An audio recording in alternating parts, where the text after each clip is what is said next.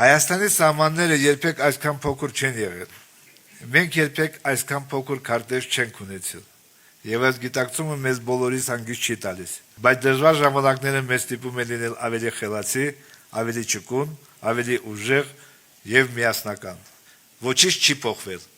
Ինչքան էլ փորձեն հակառակը համոզել։ Մեր նախնիների արյունը մեր մեջ։ Իրենց գենը կրողն ենք մենք։ Եվ սա պարզապես խոսքեր չեն։ Նույն 2022 թվականին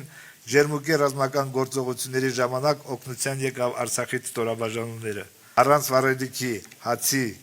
դեղորայքի, շրջափակման պայմաններում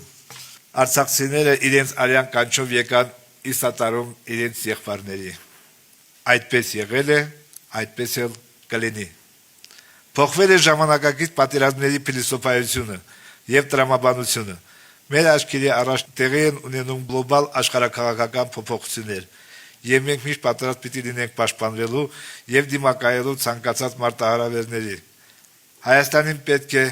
նոր եւ ուժեղ առաջնորդ։ Եվ ես հավատում եմ հաջորդ վարչապետ Սամվել Կարապետյանին։ Ես լավ գիտեմ խաղաղության գինը եւ գիտեմ, թե ինչպես ապահովել կայուն, երկարաժամկետ եւ ուժեղ խաղաղություն։